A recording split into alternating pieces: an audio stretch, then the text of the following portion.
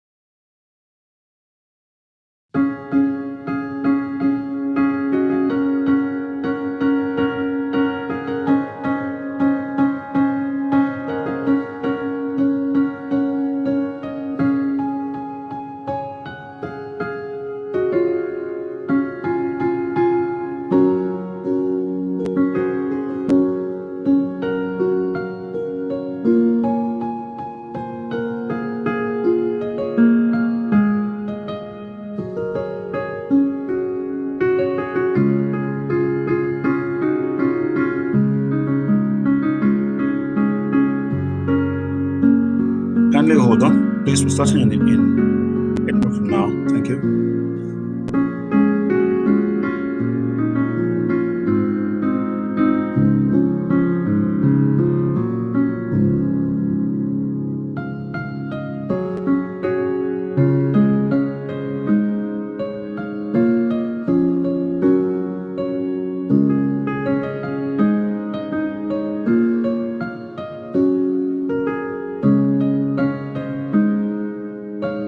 Kindly note that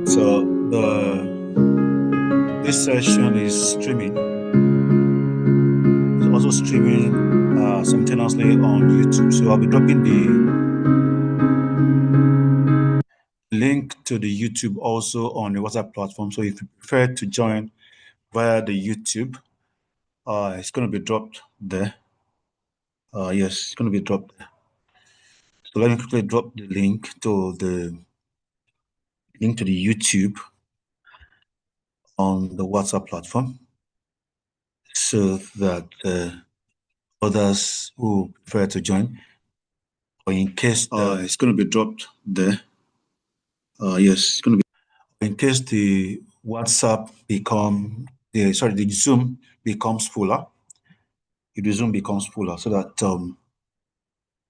because there's a possibility that the Zoom may get filled up. It can take only 100 people, 100 participants, so that those who are not able to join can as well join through the YouTube. So I'm dropping the YouTube in a moment. So, and also the importance of streaming on YouTube is also for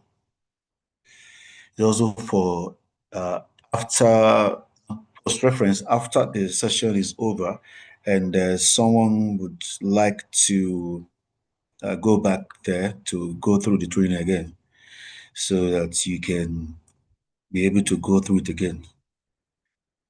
Okay, so that's what I'm trying to do now. That's why I say kindly hold on a little bit for us to. If you can hear what I'm saying, can you please send me a smiley? You can hear what I'm saying? Please send me a smiley, so I know that I'm communicating. You can hear what I'm saying?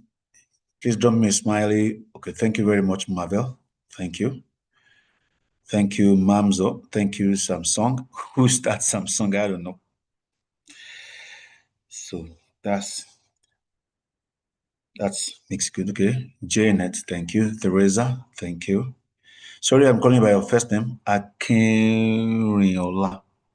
That's what I could see. Oluwatoyin.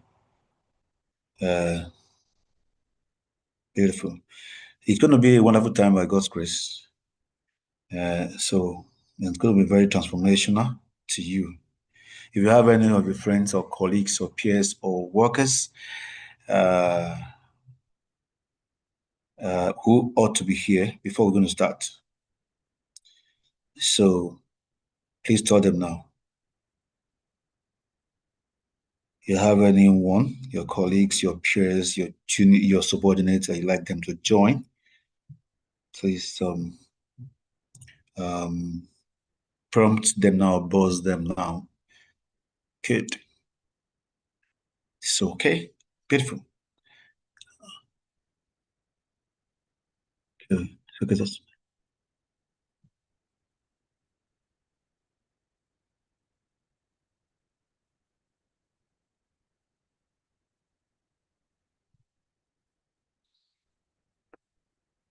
All right. So there are 30 of us now. This is not a bad number. 30 of us now. This is not a bad number. Yeah.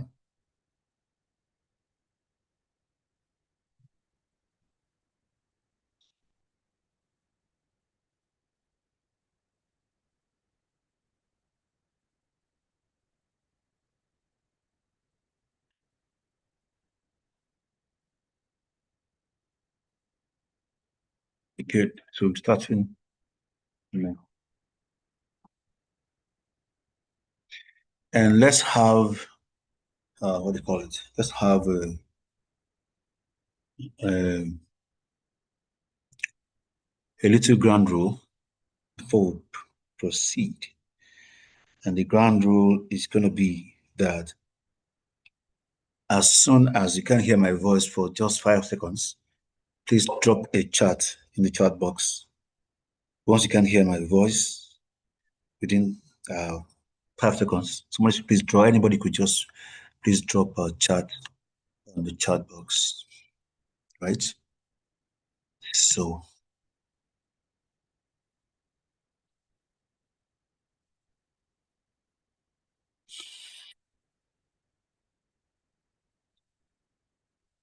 great.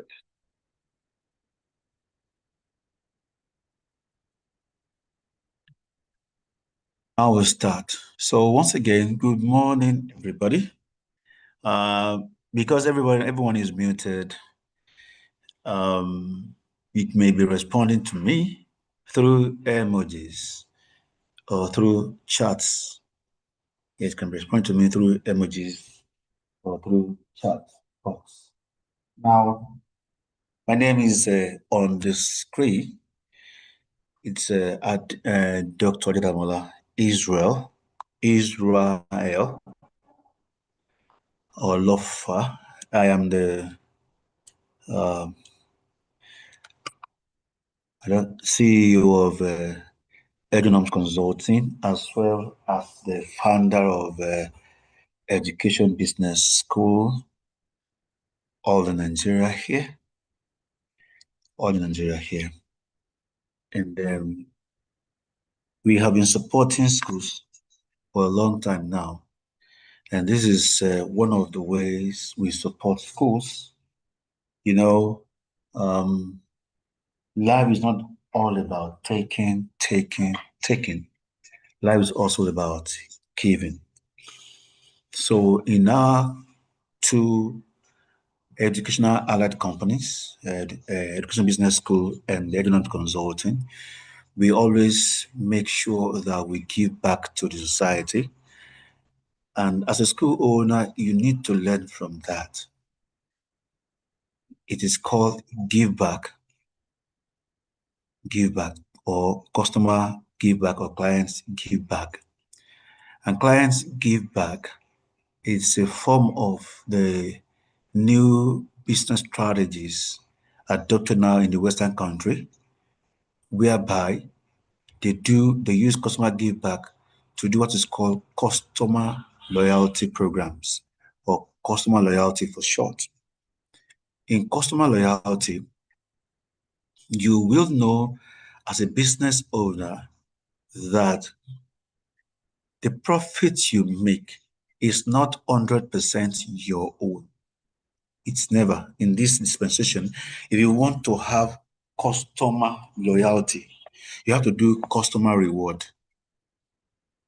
So one of our ways of doing customer reward is given to the educational space free trainings. And so for some of you that have attended our free trainings before, it's always impactful. It's not one of these people that will say, we have a free training, and then when you get there, they just be telling you things, they will hang you, they tell you things, they will hang you. You won't get any value from there.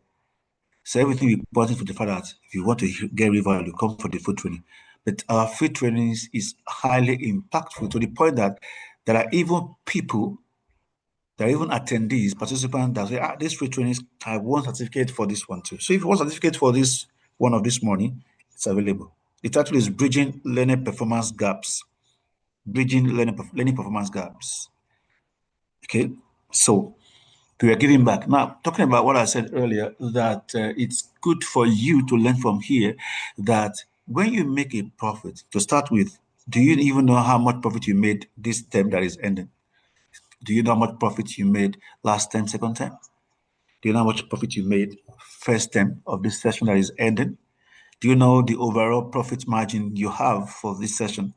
If you don't, then you need to go back again and clean up your account approach. You need to know your profit margin. That you're having millions of naira entering into your account doesn't mean that you're making it. I'll say it one more time. That you're having, you look at your account, it's 7 figures.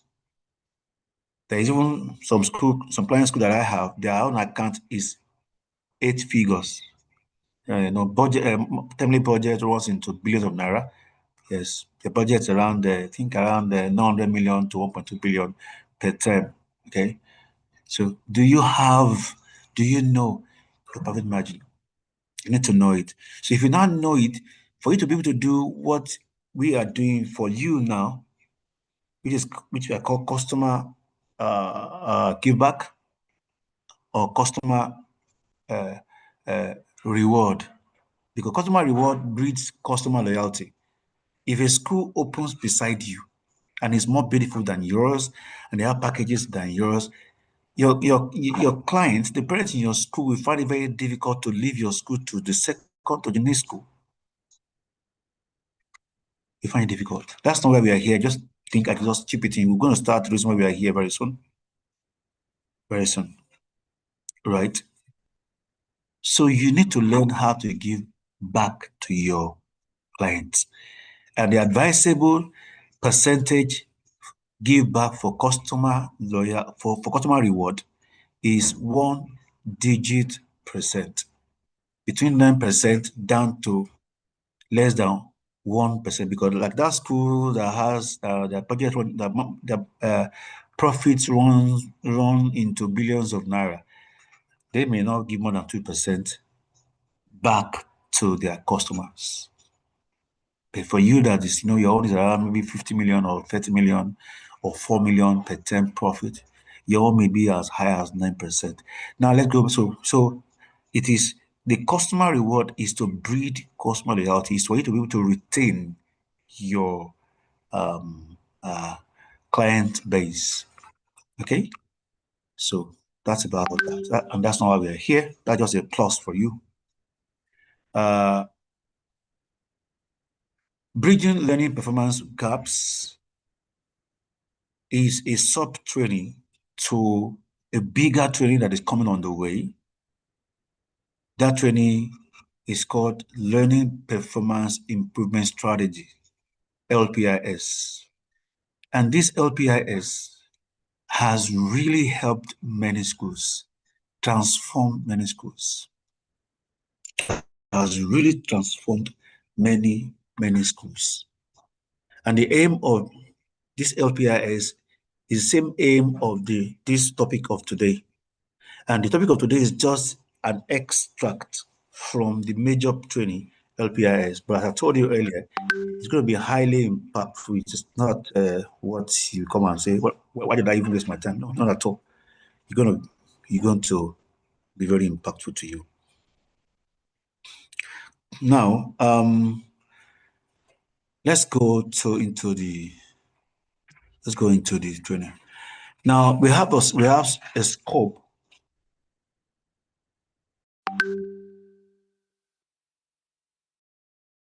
We have a scope. You can see the scope. You can see the scope on the screen. Excuse me. You have a scope. You can see the scope on this screen, and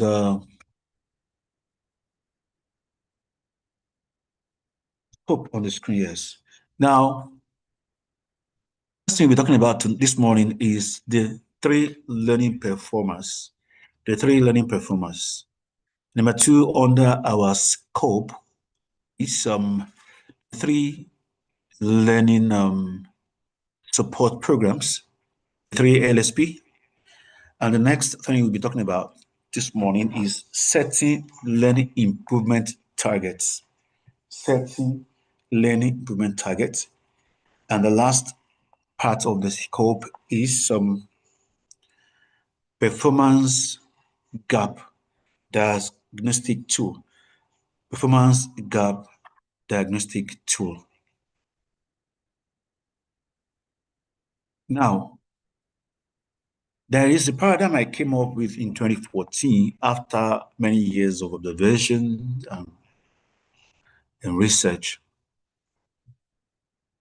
The paradigm I came up with is unless mentally challenged, there's no learner who cannot improve, or unless mentally challenged, no learner is a dollar. Meaning there's only one clause that can make a child in your classroom not to be able to improve academically. So I want us to keep that one on our right hand, so that because we need that paradigm or that slogan very soon. Unless mentally challenged, there's no learner who cannot improve. There are many bestseller factors. Okay. There are many bestseller factors. Bestseller factors that a school need to remain on top. The competition is very high and is very keen. And there are many bestseller factors. One of the bestseller factors is what I just told you earlier, customer reward. There are other bestseller factors. Another one is handwriting legibility. That every child in that school, the handwriting is wonderful. Another bestseller factor for your school is diction and elocution. Gets your school within 3 days, no, within 3 weeks, his tongue has is neat, modern, and with AC and well designed. Another bestseller factor is your school uniform. Another one is your exam papers. If people see it outside, they can, because of that one, say they want to recite their children in your school. I've mentioned the school uniform. I've mentioned your school bus. I've mentioned the dictionary elocution. I've mentioned handwriting legibility. Another one is the beauty or the aesthetics of your building, your school building. Another one is the welcomeness of your reception space. Another one is academic performance, high academic performance. This one we are here for now. It is not just high academic performance, it is academic improvement. Improvement in academic performance, improvement in. There are many schools that they are known for high academic performance, but they are not known for academic performance improvement.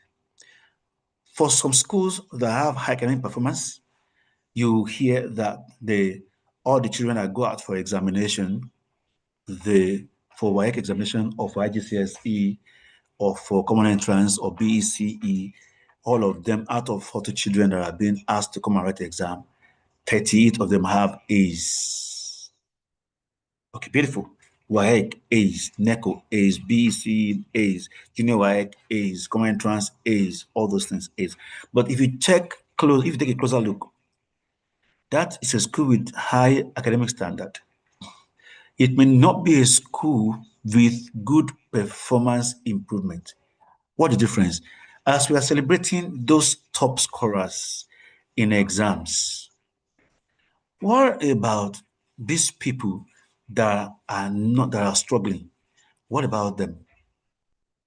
Are they remaining the way they enter your school, or they are scaling up gradually?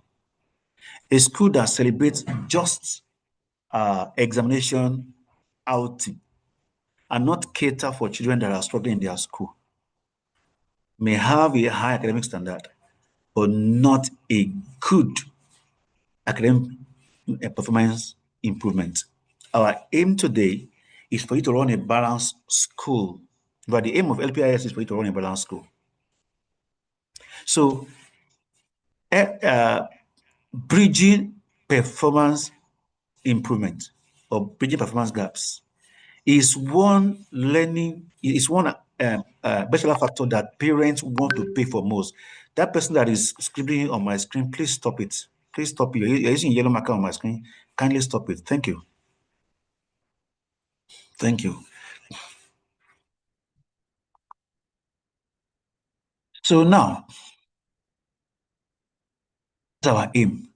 Now, don't forget, the aim of LPIS, where we are bringing a little out of it, is for you to cater for all children in your school. So that your school will be known that this school is like a clinic. When your child gets there and your child is not feeling fine academically, your child will get better.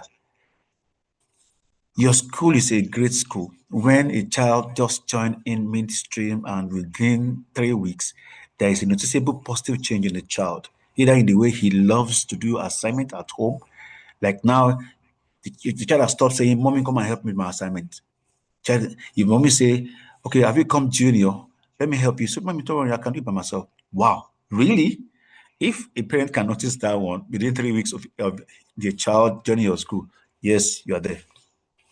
So, what parents want to pay for the most in a school is performance improvement of the child, academic performance improvement of their children. They want to pay for it more than other particular factors that I just told you to earlier. So, based on that, a great school doesn't give up on students' performance, especially on struggling learners. But such school, they devise ways to help children improve. And there's an American slogan that says, "No child is left behind." No child is left behind that slogan has many meanings. This is one of the meanings. So LPIS, which is the major training of this bridging learning performance gaps that we are doing today, shows educators how to document learners' academic progress. How to document it. When you not document it, how to track it or monitor it, how to track it, and then how to support learners along their learning path. What most of us schools do is we document learning path. So we document uh, uh, uh, learning path, but we don't track it and we don't support it. So our aim here is when you document learning path into the back of your diaries after the end of the term or into the broadsheet. Those are the two documents, the two sources now that you use to document learning path or learning. But do you track it? What do you do with your broadsheet, exam broadsheet? You just enter the children's course there, use it to prepare the report sheet, and that is all? No. If you study education, especially at the first degree or second degree level, there are different learning models. We have the DK Wheeler's model. We have Tyler's model. We have Hilda Taba's model. Okay. Now, Tyler, Tyler's model talks about you set objective, you deliver the lesson, okay, and then you evaluate.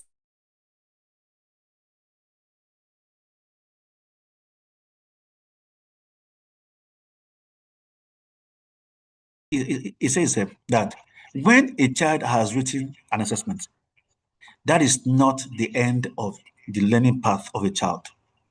Tyler said that's the end of learning path, the learning path. DK Wheeler said that's not the end of the learning path. The end of learning path is that the assessment record that you put down in the broadsheet or you enter at the back of your diaries must be used as a feedback to improve the performance of children who are struggling or children who are even doing well already. So the examination you write, according to DK Wheelers, is an information to tailor learning, next term learning, or next week learning. That is the rider upon which LPIS is built. So the aim of the LPIS, the main training that is coming on the way, I think in 2 weeks' time, is to show you, document, track, and to support learners along the learning path. It helps you to identify shortfalls, identify shortfalls in their performance. When I mean shortfall, don't get it twisted. Shortfalls, which I will throw in more. Okay, it's okay. It's okay. Somebody want to record. It's okay. Go ahead and record.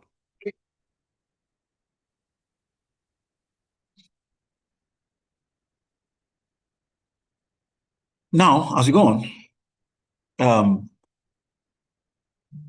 LPIS helps you to identify shortfalls in children. Children who are not doing well already, we know that that's a shortfall. We also have children that are doing well, scoring high marks. They too can have shortfall without us knowing. That's very dangerous. A child that is used not to be scoring 95, 97, 98, now starts scoring 90, 91. It's kind of child is scoring 98, 95, 98, 97. Mind more, I'm saying 98, 97, 99. Now starts scoring 90. Starts scoring 91. Oh, we say it is still 90s. No, something is wrong somewhere. That's a shortfall. So LPIS help us to identify shortfalls, measure downturns, and offer the right support. Right support. Right? And offer the right support. Right support, because there are three levels of support which we'll be identifying this morning. Okay. So let's go on. Now, we have that's just for all the introduction. We classified learning performance into three. We classify learning performance into three. In your classroom or in your school, you can't have more than three learning performance. I see a classroom as a theater stage or a drama stage, where we have different people performing, different acts performing. Well, that's even the way this world is anyway. Everywhere in this world, either your marriage or your school or your family, anywhere at all, is like a drama stage. Everybody there is a performer. So in the classroom or in your school, you have three types of learning performance, or three, yes, three. So the first performer. Okay, sorry, I dropped the training manual. For those of you who joined late, I joined the training manual. The training manual for this free session, I dropped it on the WhatsApp platform. I think it's about 9 pages thereabout. But that is the training manual for bridging learning performance gaps. But the training manual for learning performance improvement strategy, LPIS, is about 64 pages, very comprehensive. So that one will be given to you if you partake in the mentoring, in the paid version of the training. Now let's go on. These three learning performance that we're talking about, because they call it performance band. Please note that they are not permanent, because every child is meant to move from that band to a higher level. However, they can also move downward, if there are laxity on the part of the school. Now, we are allowed to ask questions. Not now. If you look at my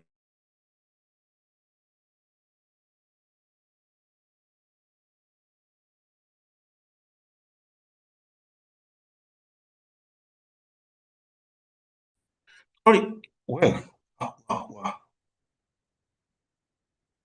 Excuse me, it's like my okay. Yeah, if you look at my cursor, yeah, look at my cursor, you will see. Okay, let me ask you, bring it for you.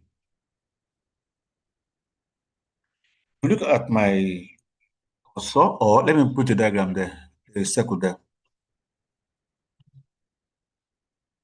Let me put a ring there. This place here that we have, excuse me, this place that we have here. There, we have the three learning bands, or the three learning performance there. The first learning performer type is called high flyer. High flyer. Call them high flyer performers, or just call them high flyers. They're performing at a very excellent level, 80% and above. If it's an exam, if it's a classwork, it will be around 8 out of 10 items of question they got right, or they will have four out of five items of question they will get right. Now, for the second learning performance type, call them average performers. So people call them developing achievers. For high flyers, people call them high achievers, but I call them high flyers. We have average performers, and then we have the next level, which is at the lower level, the upcoming performer. We call them upcomers. For the average performers, if you give them 10 items of questions, they won't get more than 6. They will hardly get, the ones who don't get 7 at all. Only once in a while, they just stray to 7 over 10. If you get them out of 5, you get 3. You get more than 3. They get 3. Sometimes you get 3 most times. Sometimes you come down and get 2.5. There are children under us that you can easily forecast what you're going to get. You give them a classwork or exam because of the experience you have with them in performances. Then the upcomers, they're the one that got below 55. Anyone getting below 55 is an upcomer. If you give them a classwork, 2 over 5, 1 over 5, once in a while they get 0, 4 over 10, they will hardly hit 5, 4, 3 over 10, like that. So those ones that you experience them having such performance indicators through marks, okay, they are all upcomers. Don't forget the labels: upcomers, average performers, high flyer. They are not permanent. They depend on the experience the child is having with the school. Don't forget what we said before. If that child does not have a mental challenge, there's no reason for the child not to be able to do better. High flyer fly further higher. Average performance become high flyer. All common performer become average. I've even seen experiences of schools using this LPIS. The upcomers have gone into the band of the high flyers several times.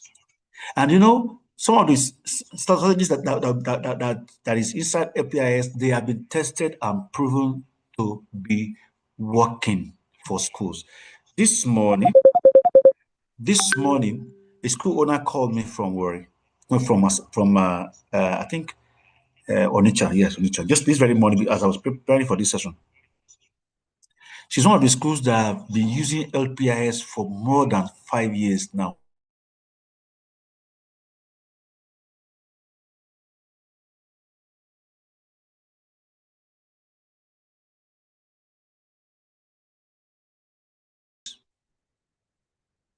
Right? Can you hear me? Okay, yes, can you hear me? So she called me this morning and was saying that they want the training again for the third for the third time. Right? Because now they started a secondary school. The nursery section of that school and the primary, they have done this training twice before. So she's not calling that she wants the training also for the secondary school. Meanwhile, the people in the primary will still come back again for the first course on the same training. It is not theory. It's not a theory. Now we come back. So in those schools, there have been children that are known to be upcomers that have become high flyers suddenly.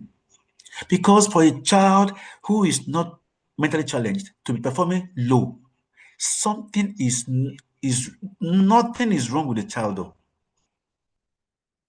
It is the system that the child finds itself that something is wrong with. The system, the school environment. We'll be seeing what could be wrong later very soon. The system, school environment, and the people that the child interfaces with. They are the reasons that can make a child, because between age 0 to 15, if a child becomes brilliant, it's not the child, it's the handlers and the environment.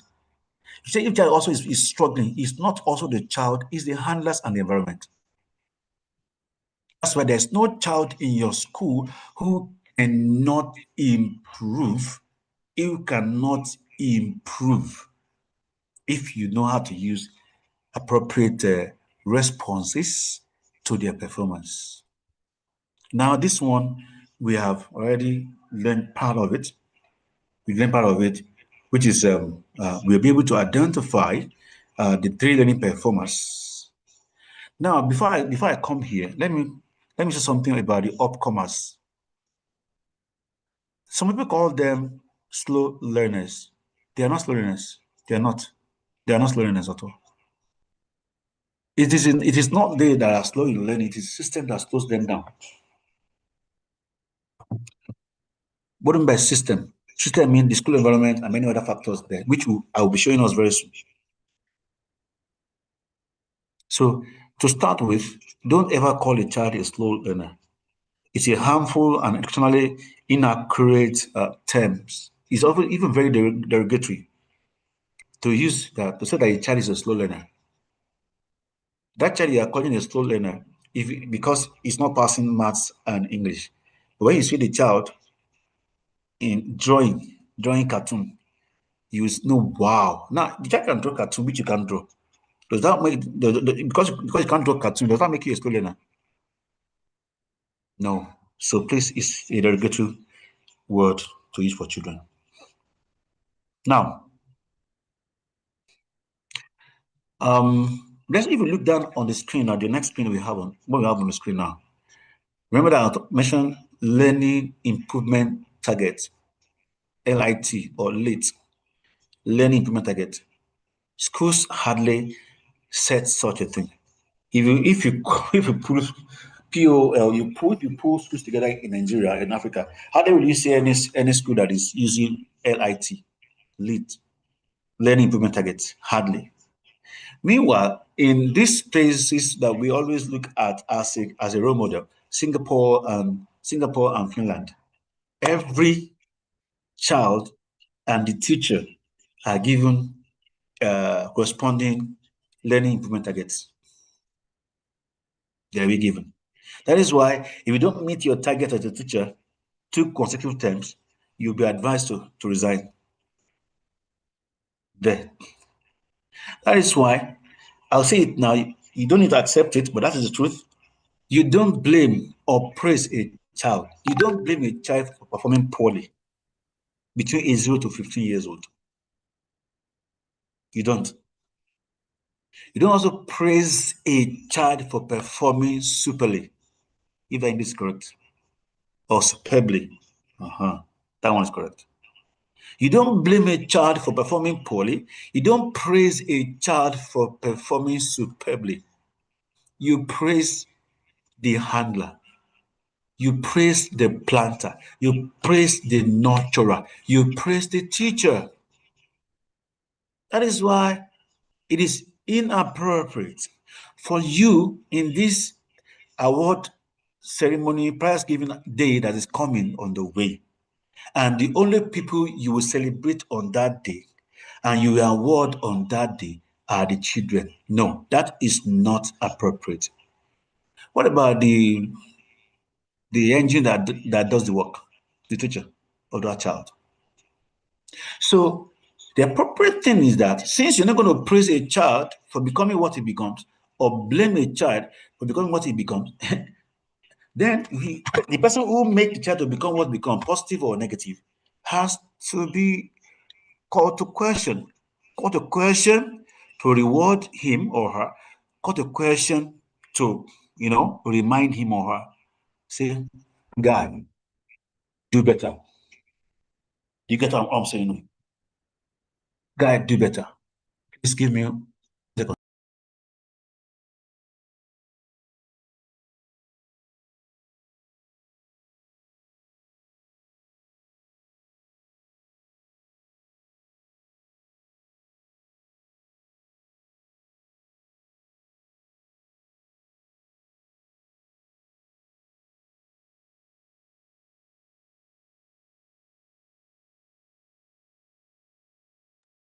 Sorry for that interruption.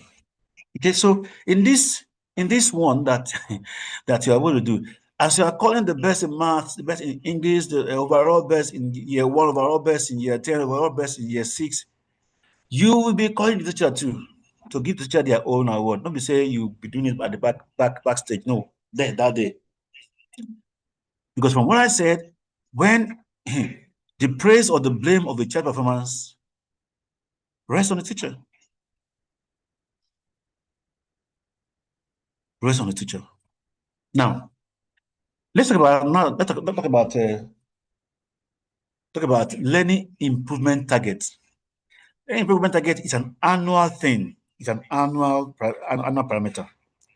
You set a performance improvement target for each child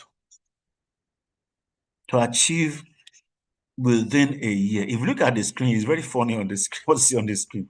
For high flyer, the performance improvement target to set for a high flyer is just 2% more.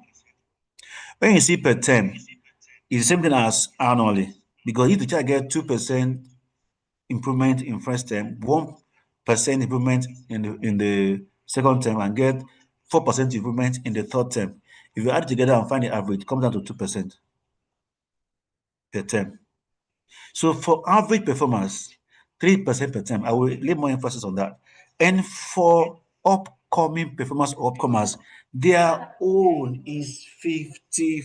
So it's always what is 5% learning improvement target. For instance, let me come back to high flyer. A high flyer is before getting 98 or 96, 95, 96, 97. So the target for the child is 2% increase, which is very difficult, very hard to get. But we must aim for that and ensure it happens. How do you do that? Does a child who is already doing well needs improvement? The answer is yes. Because if a child who is already a high flyer does not improve, he is stagnated. If you remain on the same spot, is stagnation. Don't forget that one. That is why these people they suffer more in their hands than upcomers. Because when they are falling, we hardly notice. So a balanced school who is catering for the upcomers will not leave the high flyers uncatered for. You get what I'm saying now? You get what I'm saying now? So now for average performance, this one whose scores are between 55% to 79%. Yeah. You aim for them to have, so if a child enters into a new class, promoted to a new class,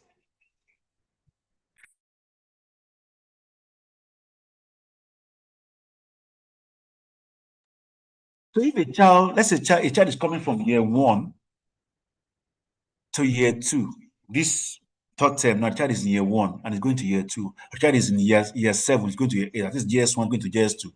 And the child's performance, the child says average for the third term, for this third term, let's say is 62%. So you're going to go back to second term and third term of this session. That's 60%, add it to the percentage average, yes, average percent of the child for second term, add it to the one of third of the first term. First term average of the child, average means everything he got in all subjects, the average of everything he got in all subjects. A child. You're not hearing me talking about a class, I'm talking about a child. Our focus in individual child, in individual children, not in the class. Once a child does well, the class is doing well. And I'm not talking about a class because you don't compare children with children in a class. Every child is unique. You don't. You don't compare, you don't rank. Every child is unique. You rank the child against himself or herself. A child improves on himself or on herself. So that child that is coming from year one to year two, or from JS1 or from JS2 to JS3, or from SS1 to SS2, coming with 62%. So I'm coming out of the current class to another class. So by the time you now add first term average, second term average, third term average together, and you get one average, and that average is now 62%. Meaning that as it's entering from year one to year two, entering from JS2 to JS3, entering from SS1 to SS2, or entering from nursery 1 to nursery 2. If the child is by virtue of that average, the child is now known to be that in the average performance band, you will put +3 LIT on it. That means that same thing goes for upcomers. The child is coming with 48% on the average, first, second, third term. Average of the averages. And the child is entering the next class, promoted to the next class with just 48% on the average of averages. You target +5. So at the end of the new class the child is coming to, the child has moved from 48 to 52 or 53 or 54 average. Imagine what happens when those average is set for a child right from nursery right to secondary. Imagine what will be happening in your school. When the LIT are being set, there will be it is the work of the supervisors, head of department, and the head of school, head teacher, principal, to ensure that this is being monitored term by term. So if by the end of first term, the child's average that which enter into the first term is the same as the one coming from the previous class, then that's a red flag. It will be flagged, and you know how to arrange for it. How do you arrange for that? You'll be told. So these are what's called LIT, learning improvement target. For the high flyers, the aim of LIT is to enrich what they know, to accelerate them in becoming better, and to extend them to a higher level task. Let me tell you now, what about a child that is already getting 100% on average? Because I've seen such children before. In all subjects, 100, 100, 100, 100. At the end of the day, find the average of all the subjects they have, it is still 100%. But the thing is that you still need that child also to set a performance of +2 for that child. Now, for the average performance, you set the LIT for them so that it can strengthen their weak areas, weak subjects, monitor and push them towards a high flyer band. And then the aim of the high flyer is to avoid stagnation, while the aim of the average performance is to push them to high flyer band. For the upcoming learners, their own is to push them to higher average performance or high flyer band. Now let's go to the next slide. Now, I want you to put on the chat box, never call a child a slow learner. Never call a child slow learner. Put it on the chat box. Either you are on Zoom or you are on um, YouTube. Never call a child a slow learner. Or it is you can also type it is inappropriate to call a child a slow learner. Put it there in the chat box. I'm waiting for you. It is inappropriate to call a child or to label a child a slow learner. I'm waiting. I can't say anything yet on the chat box. It is not appropriate to call a child a slow learner. Let me see that we got that one correct.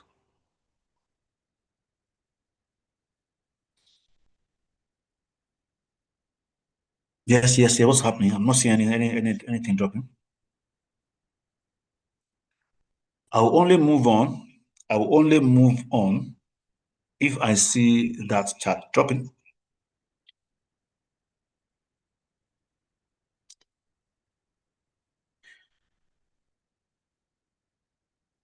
Never label a child. Never label a child a slow learner. Never label a child a slow learner. Yes, let me see that. Drop it either on, on YouTube or on Zoom here. I'm waiting before I go on. There are 5 of you on YouTube. As I'm talking to you and I can see you. There are 60 of you on Zoom. So drop for me. Never label a child a slow learner unless mentally challenged.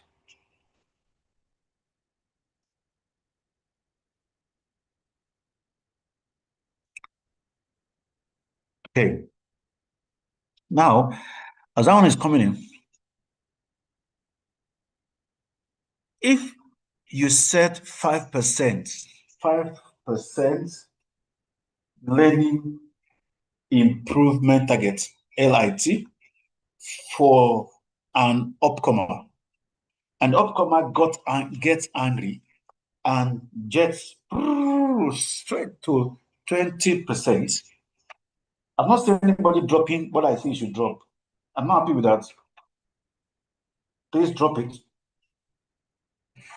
You now see an upcomer going straight up to 20% or more. Listen very well. This is very important.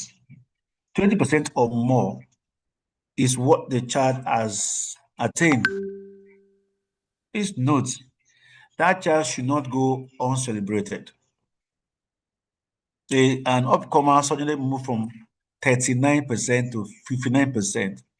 Suddenly moved from 5%, which is supposed to be anyway, or let's say 15% average from the previous class. At the end of first term, second term, third term of that very session, the child, when you now calculate the child has moved from 15% average to 35% average or more, or from 48 to 60 something. At least the child has gained 20%.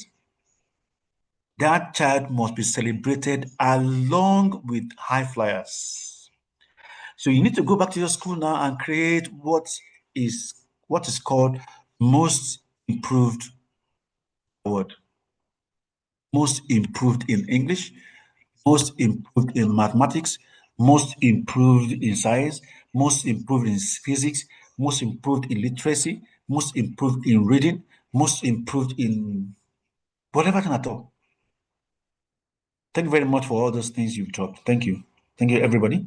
AK Chidima, Techno M, KM4, Radibolu, Esther Lorundare, Joko Gabriel, Kelechi Ogugwa, Iwoha, Moji Obianuju, Chino, Dr. Kadri. Oh, wow, wonderful. You are with us. God bless you, sir. Thanks for coming. Kidi, Quest Montessori, Jenny, Sunny Mary, Atineke, AK Chidima, Michael Vine, Jen Tutomoni, Samsung SM, whatever, Mrs. Emedolu, Klinika Agbeleye Sophist, Adenike, Madam Ofoebu, Akenyola Olabisi, Latifa Adele, Adele Chuku Aluka, Obed, Sunny Oyindamula. Mommy, how are you, ma? Marvel Minds. Okay, I think I've called all the names. Afinola Adeshi. Thank you very much for your contributions. Never label child as a. So now, just told us now that there will be need for us to create a new award category in our school, which is called the best improved, most improved in GS1, in GS2, in the nursery, in the primary, or in particular subjects if it's senior secondary, right? So you celebrate them. So it is not the children that have flyers. You celebrate also comers that have done wonderfully well. That's what this place is talking about. Now, um, I've already told us this one that the core aim of LPIS is to checkmate academic performance downturns.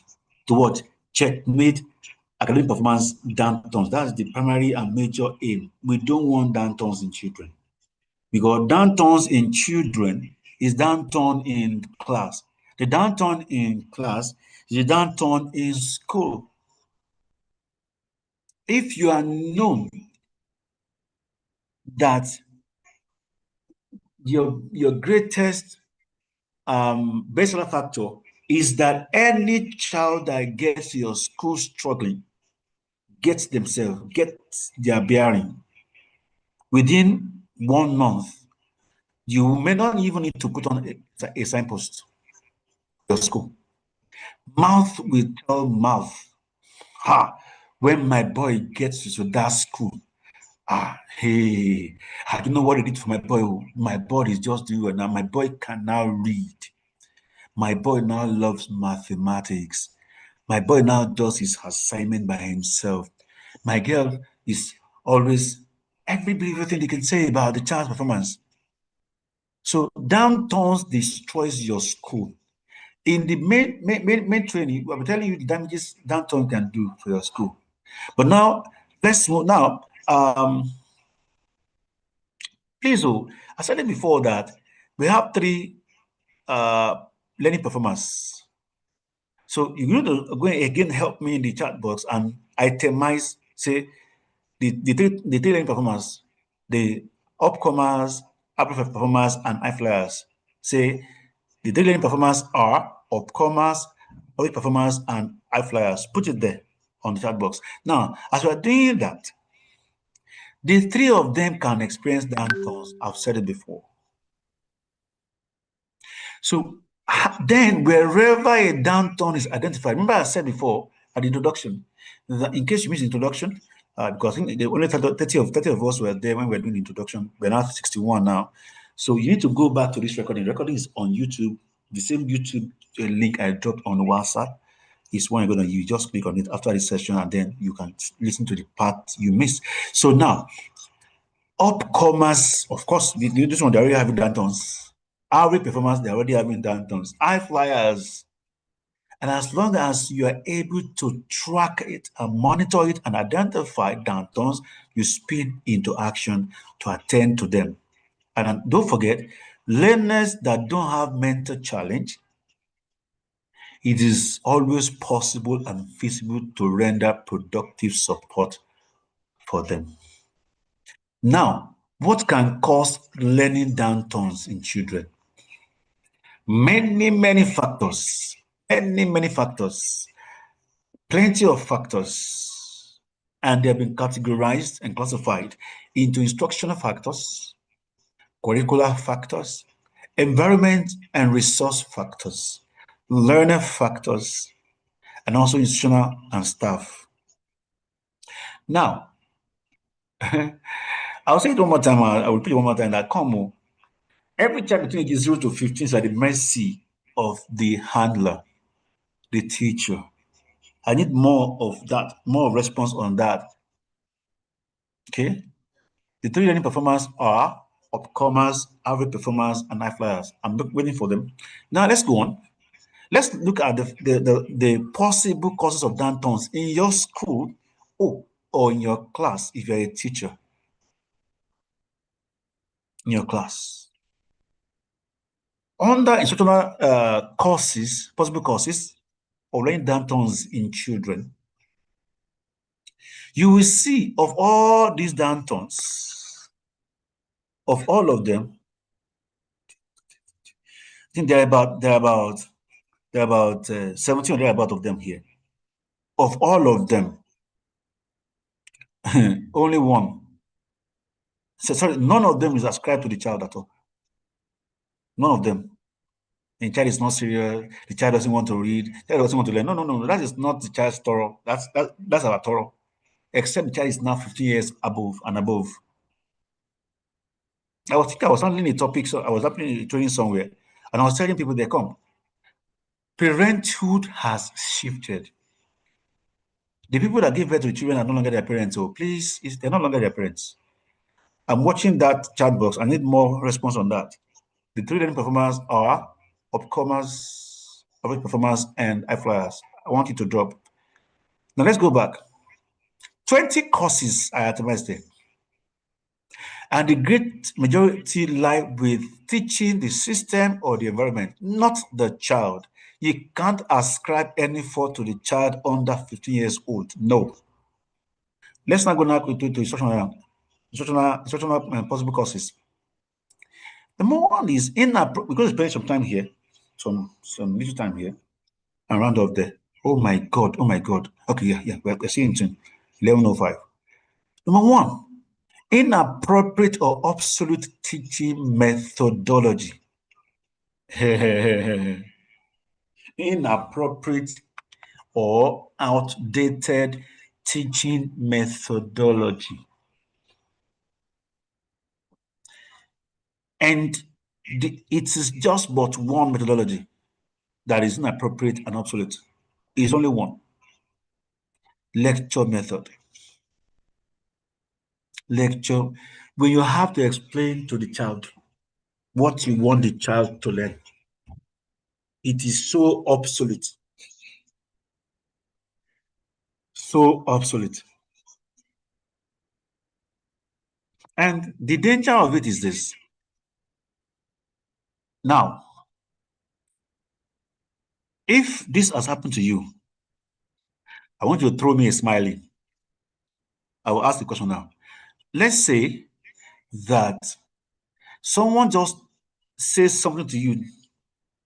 Someone just say two sentences to you just now, and you forget sentences immediately. Two sentences or one. You now say, sorry, what did you say?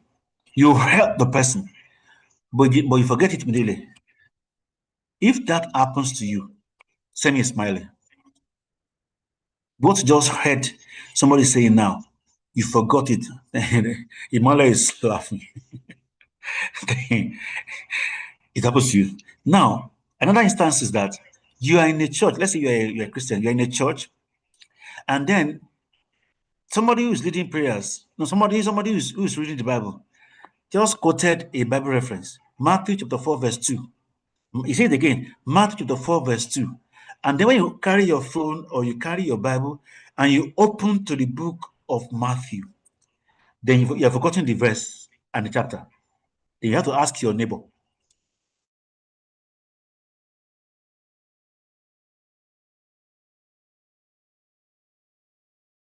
If it's happened to you that just as soon as you hear the chapter of a book, oh, people are laughing. You had the chapter of a book.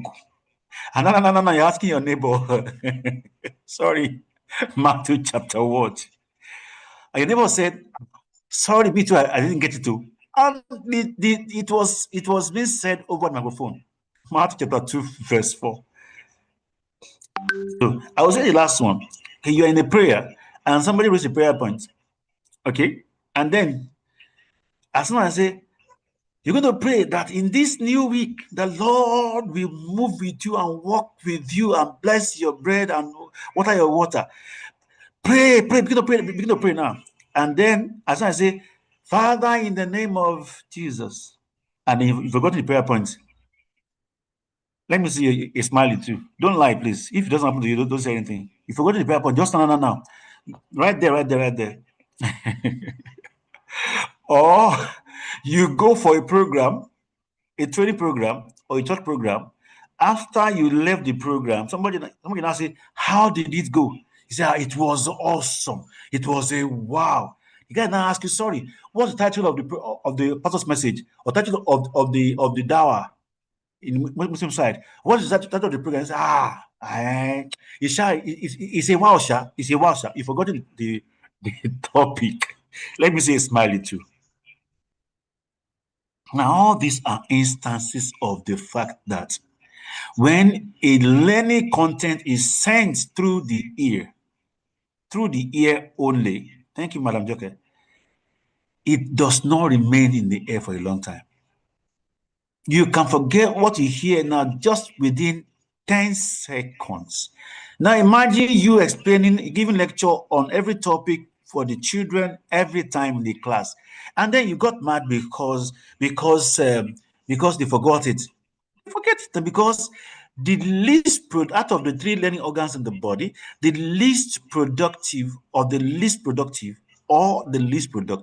learning organ is the one we use the most. And the least productive learning methodology is the one we use the most, is the most used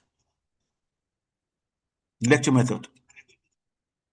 So if you are still found because you're teaching social studies, government, civic education, CRS, IRS, you are teaching Arabic studies, you are teaching PE, you are teaching economics, accounting, commerce, business model, you're teaching maths and English, and say, I have to explain.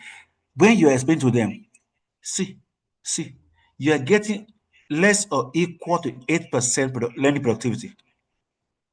Less or equal to 8% in productivity. If you have in your class, if you have your class, okay, thank you, Jen, for the three learning performance. Okay, I fly average and upcomers. Jen, Chukulaka, Mokaswo, Latifa, Adele, Marvel, Sonny Mary, Mr. Mole. Oh, how are you, Mole? I miss you. Akiniola Olabisi, Kiddies Quest, Montessori, Moji, Sophie's, Madam Sophie, Jenny, Xiaomi, Samsung, Fulani, Iwo, Google, Blessing, Chino, Adenike, and Fulani Tayo. Moji also. Okay, this is why I just laughing. Okay. And RIO, Techno for Adenike, Esther, Long Daddy, and so on and so forth. Tutor money. So thank you very much for your responses. We go on now. Yeah. So now if you want, so that can cause downturn. That is why sometimes as I said to us that teachers, the fault of performance downturn does not lie with children at under 15. You can see the reason now. Your methodology is the poorest methodology to explain. So you have to go and get born again as a teacher. And then do what? And then begin to use visual materials or convert your teaching session to hands-on session. Primary, nursery, secondary, or university. Hands-on session. Hands-on session. If it's not hands-on, learn to translate the learning content into what the children can do in the classroom. Or at worst, what you can show them. They touch it, they see it, either video or real object or mock object. Science, grade 4, topic, classes of food or a balanced diet. Come on, let them bring raw food, small raw food stuff, and let them work on the raw food, not just to display it. Let them work with it. Let them classify different now. Everybody put what you put on your table. Now we're going to have group of 6. Group 1 is carbohydrate group, protein group, fat and oil group, mineral salt group, and so on and so forth, water group. And then each group will now each group will now move around the classes and begin to bring out the food type that falls into their category, into their group. At the end of the day, you're going to see under water group that on the water group, you're going to see the what do you call it? Cucumber. Cucumber will be there. Underwater. Real water will be there. Then under protein, you're gonna see that some you're gonna begin to pick eggs, beans, and so on and so forth. There. And for carbohydrate group, you see them. So That thing they have done within 5 or 4 minutes is everything you will have explained, everything you will have lectured, everything they will have picked with their ears, and you know very well from your experience. That is an unforgettable learning. You have not explained it to, they just carried it out. They sorted it group by group. And after the sorting now, we ask, which food do we now have under the carbohydrate class? Then everybody will itemize it. Now look at each group, carbohydrate group, protein group, fat and oil group, vitamins group, and list the food we see there. Now, you didn't tell them. They see it, they touch it, they work with it, they sort it. Class is fun. Learning is superb. At the peak, even the child that is very poor in the class that time, if you ask him classes of food, he will tell you because he remembers the groups, carbohydrate groups, protein groups. He can also see and touch the food that he can't forget. It's unforgettable. That's the science. Simply can happen in other subjects as well. Okay, good. Now we're having a training. I don't know. It's not now. It's called 28K tools for 28K tools for enhanced learning. 28K tools for enhanced learning. When the time comes, you're going to know from my group. Now, so if your approach or the approach of your teachers are still lecture, forget about it. Go back to your school. Prove me wrong. Less than 8% of your school population will be high flyers. Go back and check. You have 200 children in your school, go back and check. Less than 16 of them will be high flyers. You go during this part awarding ceremony for this third term now. Go and check. Do you have up to 16 high flyers if you have 200 children? Because 16 is the 8% of 200. You see one child getting 8 gifts, other children just looking like a looking boost. At the end of the day, the children is celebrated last session as the best. The same people children are celebrating this year, and then when you also celebrate next year, it's because your teaching methodology is wrong. Not that the children are not brilliant. Your methodology is making children to become dull, dull. Your methodology can make them to become dull or make them to become more brilliant. So get born again and stop lecture method and go to visual method or kinesthetic method. Number two, causes of downturn is limited exposure to diverse. Okay, let me go that one. Number two, let me go to B, inconsistent scheme of work. I won't cover everything. You already have the manual, so I won't cover everything. There are about 20. I can't cover everything. I just pick them selectively, randomly. Inconsistent scheme of work. If the scheme of work you're using in your school is poached from another school, you're having an inconsistent scheme of work. Because the scheme of work you poach from another school when you're starting your school till now is still what you are still recycling. You've not previewed it. We say come and buy a new scheme of work, you will not come and buy. We say schemes of work in our company, Economics Consulting. We have schemes of work for the nursery, though it's British scheme of work. If you want scheme of work for Nigeria, we also help you do it from the new NRB's curriculum. We can help you do it and send it to you. But we have the British curriculum for NY for preschool, EYFS, for primary and for secondary, lower and upper secondary. So if the scheme of work that you use in your school is the one you poached years ago, and you have not reviewed it or changed it, you'll be having problems somehow. How? You succeeded in poaching the scheme of work. You did also succeed in poaching the textbook list of textbooks. So because if the list of books they're using in your school, they're using in that school where you poach the scheme of work, it's not the same as your school. There will be problems for your teachers, and it will affect the children. You poach the scheme of work, you forget to poach the list of books. Over the years, children's performance will be wobbled, and you can't blame the children, teachers. So go and get a new scheme of work. Thank God that NRC just came up with new one. Work on it. What they have is syllabus. Convert it to scheme of work. If you can't do it, let us help you do it. Number C is unconducive learning environment. There are schools I've gone to that the lightness there in this classroom. Some classroom they're just fairly brilliant. That's not good enough for writing to affect your performance. If your class is always noisy, not controlled, it will affect level of comprehension and assimilation and retention. It will affect comprehension, retention and absorption, it will affect it. You cannot say children in a rowdy class or noisy class, nothing will remain. There's what you call noise level measured in decibels. In a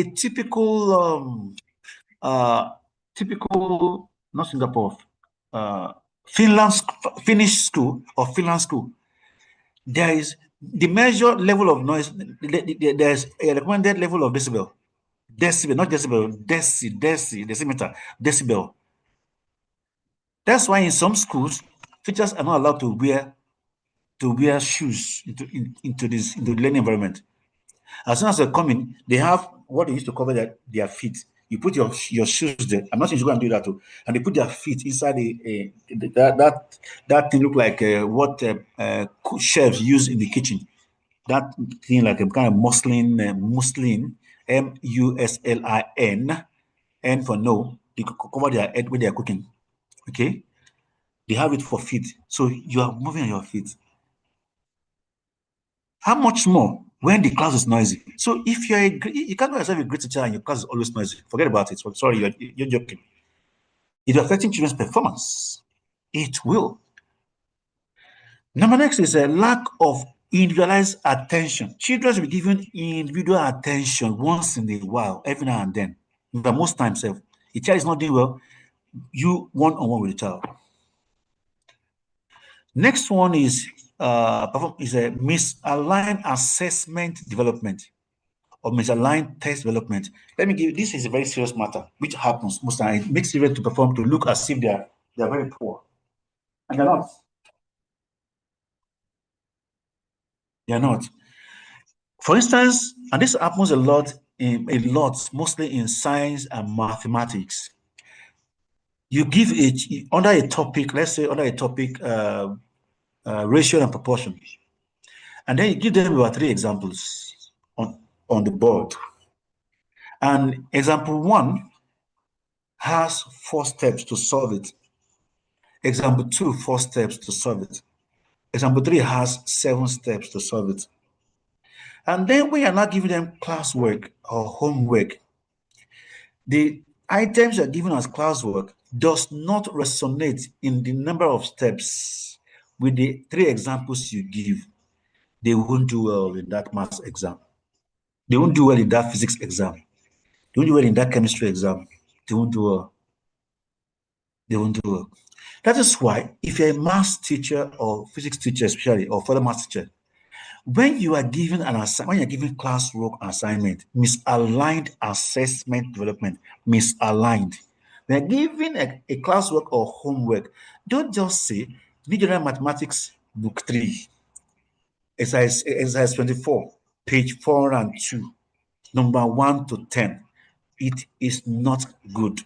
Or number 1 to 5, or number 11 to 15. No.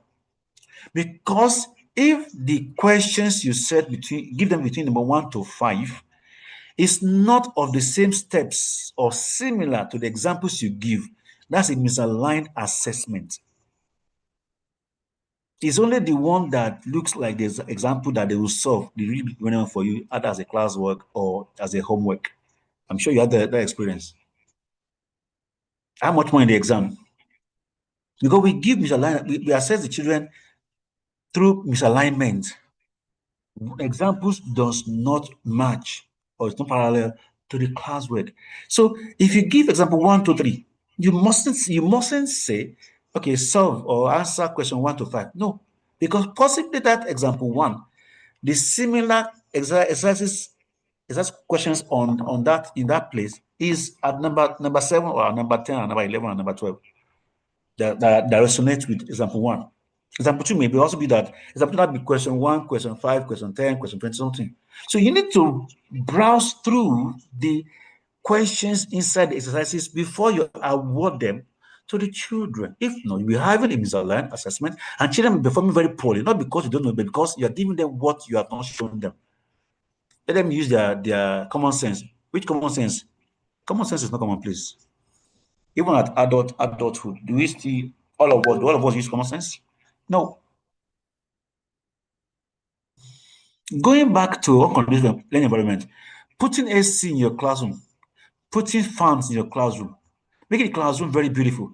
They are not fashion, they are not a physics, they are necessities that make learning. If your classroom is not stuffy and hot and dark, it boosts, it lengthens what we call AS. AS is called attention span. So many other things causes it. Many other things cause it. Health issue on the part of the child or chronic illness, of course, will cause a downturn. Personal trauma will cause a downturn. If the child's home is not a settled home, the parents are always fighting, or it's a polygamous home, or the mothers and fathers are not always around for the child's moral and mental support, it's going to affect the child. Bullying in your school should be zero. Okay, so language barriers also can be another downturn. That one is not common here. That one is common outside the country. Lack of teacher motivation, inadequate teacher training and development. Call us, invite us to your school, come and train us. If you have a training need, the teachers are not doing well in a particular area, train your teachers. If you don't train them, don't blame them. So, if materials are not enough, they are dated, of course, it's going to cause a downturn. And last one we'll talk about here, two more. Item R and item T, inconsistent or ineffective feedback practices. When a child performs in a way, you must give a feedback to the child. This is the test you wrote. This is the exam you wrote. This is the classwork you did. This is where you miss it. And this is how I think you miss it. Next time, do it this way, which is what we do in corrections. But beyond corrections, you should be having one-on-one session with children to tell them why you think they miss what they miss. That's about not giving feedback. Children must have feedbacks on how they are doing. So that if children have feedbacks on what they are doing, they can go into a process called metacognition process, whereby a child will be asking himself, okay, this test now, this exam now, what did I do wrong? What did I do right? Teacher said I did one so wrong. Okay, how do I do it again? When they begin to assess their own assessment, that's what's called metacognition.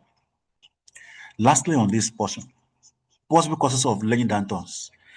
If the children if they have to go for an external exams like common entrance, like Navy exam, like federal exams, like WAEC, WAEC itself, like MECO, like JAM, they are called standardized exams. They can never pass that exam unless you have given them a simulation of how to write the exam right in your school. How do you do that? By using past questions and I give them an uncertain time for them, putting them in an exam condition environment, simulating it. And for you to start to prepare children for such exam that I mentioned, you don't start preparing them 2 months before. No, 1 month before. It's not going to work. It's not going to work. We have a school, a very big school, very mighty school, one of the best schools in Nigeria here in Osun State, the biggest school in Osun State. I don't believe, and it's about 30 something years old now. We helped them to do better in the IGCSE exams last 3 years, and for the first time in the history of that school, they got 7% average in this and maths under IGCSE, Cambridge IGCSE. Okay, so but some of the things we told them is that if you want to prepare children for external exam, otherwise known as another exam, you don't start writing mock. You don't start writing mock when it's just a month to or 2 months to. It's not going to be effective. The minimum you can do is a one whole term preparation using past questions, exposing them past questions under exam conditions. But that school, what we use for them, we give them a structure whereby they are doing mock exam every day, 3 months before they're going to write the IGCS exam. That's what we give them. Give them a map to follow. They were writing mock exam every day. When exam is itself is 3 months away. Every day they were writing mock exams every day, and the exams will be marked, will be recorded, will be tracked, and then there will be a learning support given to the child. And that's how they were able to hit that target. Now, don't forget, this, this training, bridging learning performance gaps is what we are doing this morning. The aim is to let you know there's a way you can support children unless they have mental challenges. You don't have mental challenges, believe me honestly, there are ways to support them. So learning support, they what call LSP or LSS, learning support program or learning support system. You must have it in your school. There are even schools that have learning support teachers. They are just employed for that. And I've told us before, these three learning levels, they must be supported. So that the high flyer in your school that is getting 100% in your school, if the child will be getting 102%, 103% in English and maths, you will not know until you level the high flyer in your school with another bigger school.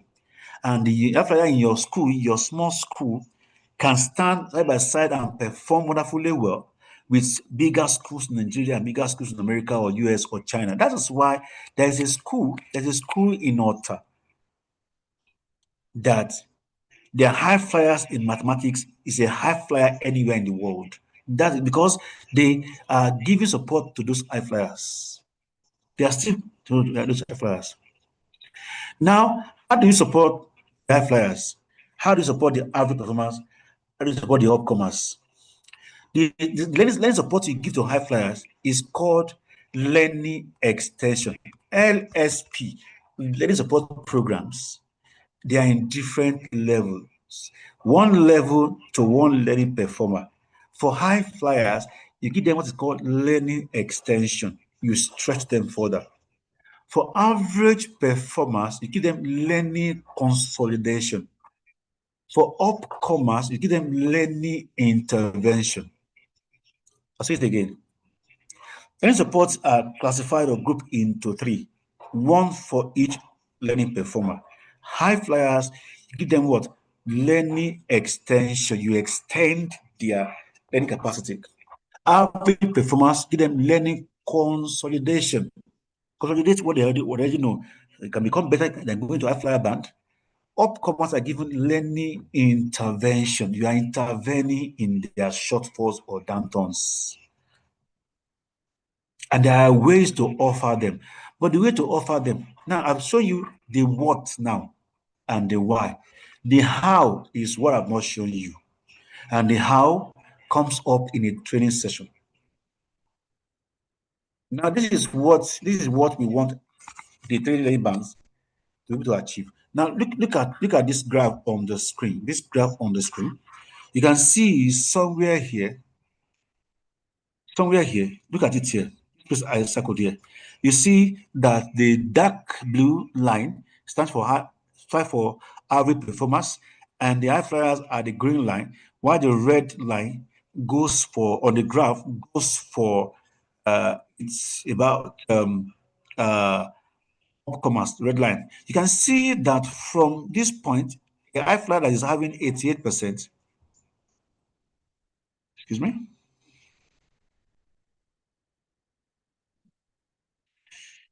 a high flyer that is having 88%. Look at it. By first term that you start to monitor the child. By second term, see. By third term, see. 2%. So 88 plus 90 plus 92 is still plus 2. By the fourth term means another class. By the fifth term means about another class. By the sixth term means another class. It has gone to 98. Now look at what do they call it? Look at the upcomers, that one start from 40 something thereabout, 42 thereabout, somewhere behind there. And 47, 52, 57, 52. By the end of 2 years, the child has moved from 48% average to 67. 67. That is what we want. Continuous improvement of children. That's why this graph is, that is what this training can give you. right? So, lastly, bringing everything together, what do? You identify a learning gap in a child. You provide targeted support for the child. You monitor the child's progress, and then you'll be able to achieve performance improvement that is measurable in the child. This is the end of this free session. Does anybody have a question to ask? If you have a question, we have already overshot our time by 4 minutes. We should be leaving here by 11:14. Apologies for the 10 minutes. This time. If you have a question, just raise up your hand and I will mute you. If you have a question, raise up your hand and you'll be unmuted. And then, how did you with my ED on this? I was sorted on it. Yeah. ED, executive director on this. Insulted. Do you care to share your experience with us? If yes, please raise up your hand. Let's hear you. In just 2 minutes. Thank you everyone too. There was a moment I want to share this. Anybody having a question you want to ask question, I'll raise up your hand. On your phone, if you tap on your phone screen just once, some menu will appear. You see three dots. Tap on that three dots, you're going to see hand raise. You can raise up your hand there. Or you can drop it there. You have a question. Thank you very much, Sunola. So no question. All right. If there's no question, we'll round it off here. Don't forget, we have the full-blown training. Okay, somebody's hand is up. Okay. Dr. Lillian Honor. Please unmute yourself. Thank you. Sorry. Try again and unmute yourself again. Try again and unmute yourself. Okay, thank you very much. Okay. I'll Thank you call. very much, Doc. You're welcome, ma. Yes. Okay, thank you so much. The training was quite insightful. I have learned a lot Thank you very from much, this ma. training. I really appreciate for this. Okay, You're so welcome. what I want to ask, I listened all through the training, and I heard when you mention about those students or a child that's among those high flyers, and the child is always scoring 100. So how are you going to uh, measure the performance of that child? If the child is always scoring 100, how are you going to measure the performance of the child? It's very Thank easy. you. Under what is called learning extension, there's a way you will assess the child, you will stretch the child, okay? Okay, You will now assess it. sorry, sir. Why Yeah. I'm asking this is this. You know, in a class, the child is the only person outstanding, right? And Mhm, mhm. they are being taught the same thing. Everybody in that class is being taught the same thing, and they are giving the same exam to assess them.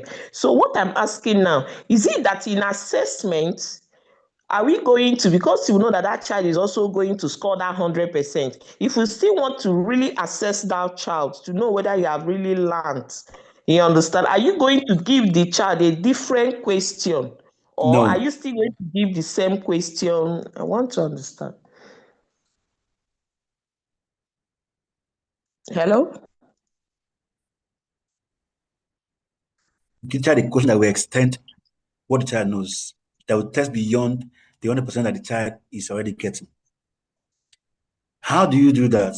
That's coming up in the main training. But the answer simply is no. The child will not be writing the same, will not having the same assessment with the others in the class. And that's when you will be able to identify that truly the 100% has been stretched further. Because you cannot give the child 102%, right? Is to give the Yes. child a more taxing challenges. They call them challenges. How do you do Mhm. that? Is what we're discussing. There's a structure for it. The structure of assessing, of teaching high flyers, upcomers, on average. That's what we'll be handling in the main training. very simple thing, but it's a landmark. It's going to cause a landmark improvement in your school. Thank you very much, ma. Okay, thank you, sir. I appreciate. You're welcome. So I'll take only two more. I can Jennifer Chukwumeze. Please unmute yourself.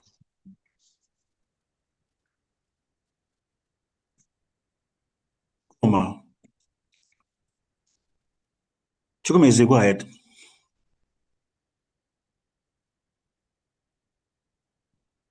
Chukwumeze, Jennifer? Please speak out. Yeah? Okay, the video is available. The video is available. The main training is coming up at the end of this July. The notification will be dropped on the WhatsApp platform. Okay, it's like Jennifer is not ready to talk to us. Okay, so this is the end of this session. As I told us before, it's not a theory. It's not a theory. It's a practical time.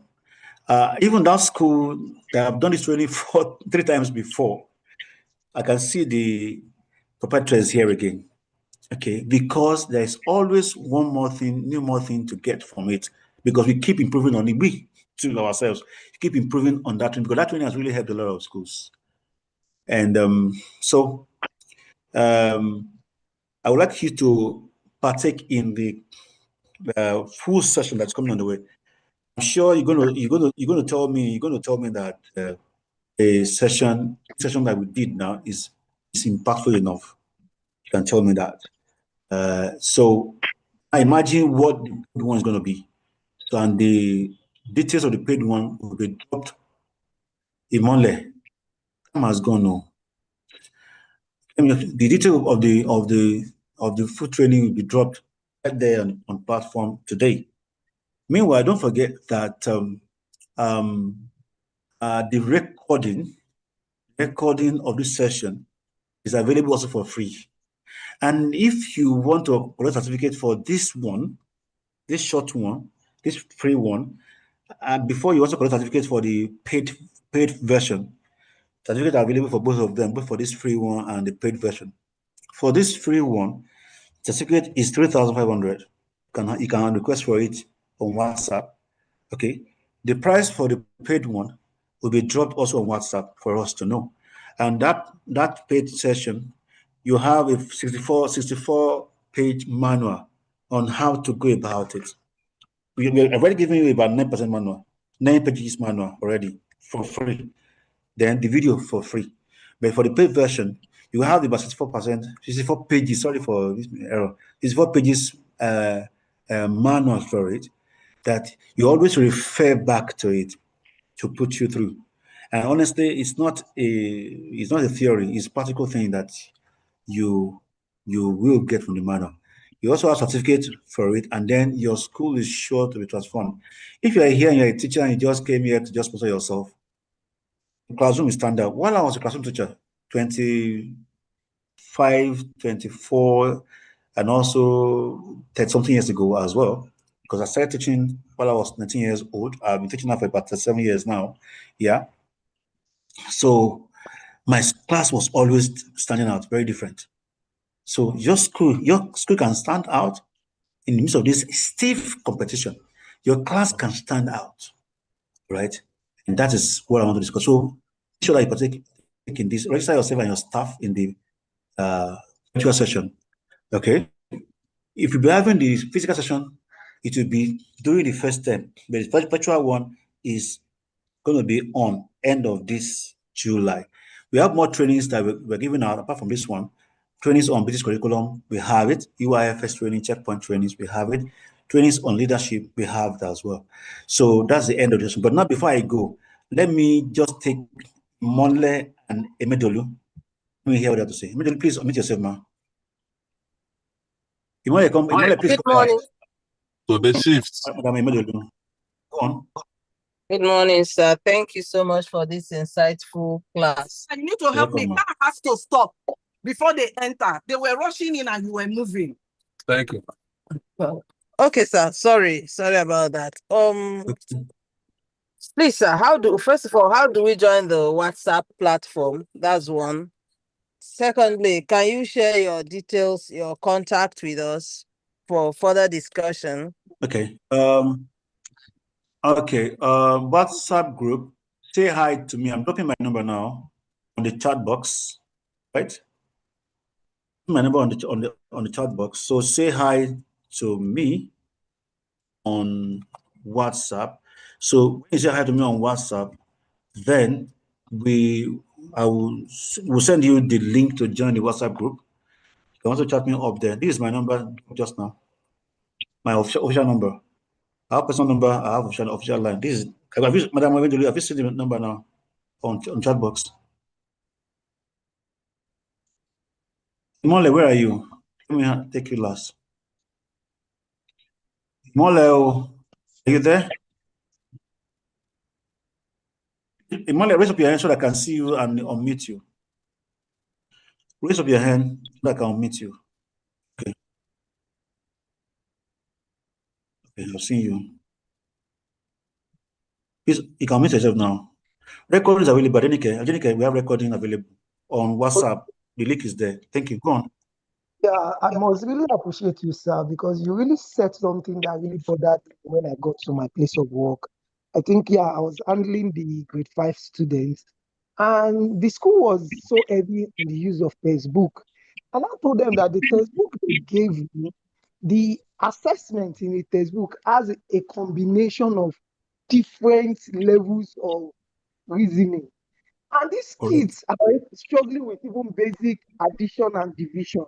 So if you give them an assignment of, let's say, 1 to 20, you are going to be having like 10 different approach to that question that we did not cover in class. At the end of the day, they will not do the assignment, they will be frustrated, they will not even do it at all. So I was not telling her that I have to resort to manually giving them homework in line with what they have been taught. Or she was just making me look like I don't know what I was doing. To just cut the long story short, after insulting me, she later apologized though. And I was forced to just combine my method and the school method in teaching them. But I know it will not be effective because at the long run, just like what you said, the assignment should be patterned in such a way they will be motivated to attempt it. I don't want to speak much on it, sir. So thank you so much. Thank you That very was much, really so correct. Imole, for sharing your Yes. experience with us.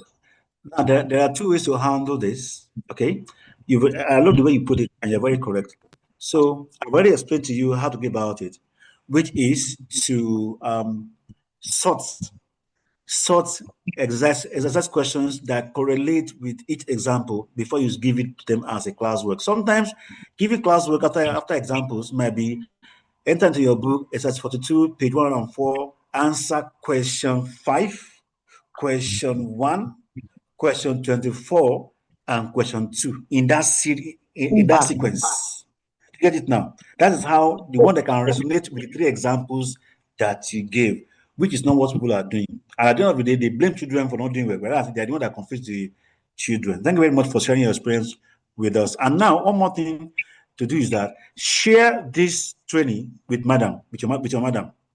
The link is there on the WhatsApp platform. It's free. We are free to share it. It's free there on YouTube. So you just share it with us. Madam, that thing I discussed the other time, I have a training I did the training on it. This is the link to it. Can they listen to it, ma? And they're doing your own part. I was like you when I was in the classroom.